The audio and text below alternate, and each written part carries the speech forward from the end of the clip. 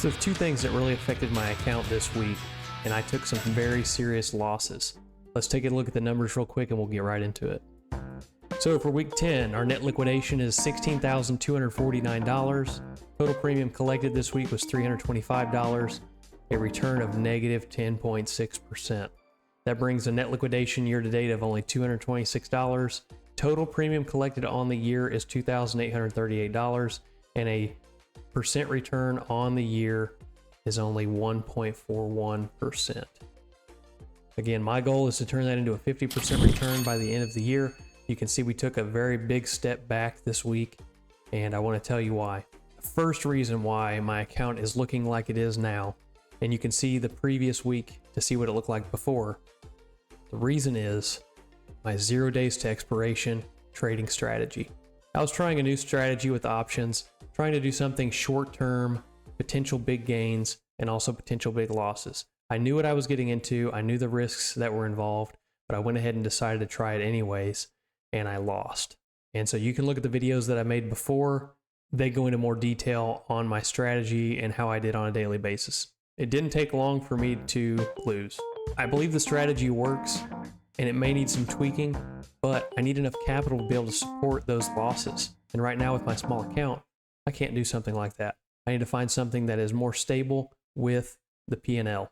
Before I tell you the second reason why my account took a big blow, I want to tell you some things that I'm doing right now in my account that's changed this week. I've decided to go more into options on futures. I'm using options in the same way that I do stocks, but I'm using futures contracts, and I'm finding that I can use more leverage. Of course, my losses, I need to be careful for my losses, but I can use leverage on my buying power to be able to collect more premium. And I can diversify my portfolio significantly with this strategy.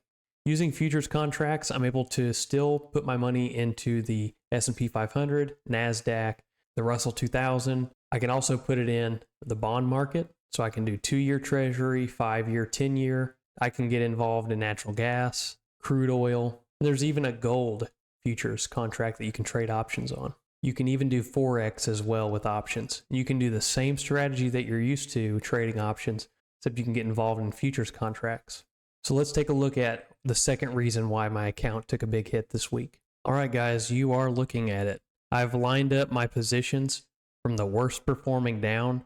You can see here that Tesla takes the cake. So you can see right here, I've got a line of puts. I'm in the money on my 180 put spread. I was able to roll it out in time, but you can see that I'm still in the money. So what I've been doing in the meantime is selling call spreads against this position and collecting premium that way. But you can see right here that I have nearly $1,300 that's tied into Tesla as a loss right now in my net liquidation. So what I need from Tesla is for it to stay above $180 long enough for me to be able to grab enough theta and be able to get out of this position.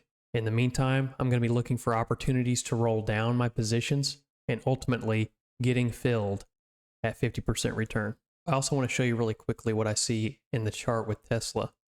Down here we can see a big bull flag. So it's trading within this range, and this is a weekly chart, and we're seeing the very bottom at $23 and the very top at $4.14. And we can see that it's trading within this range.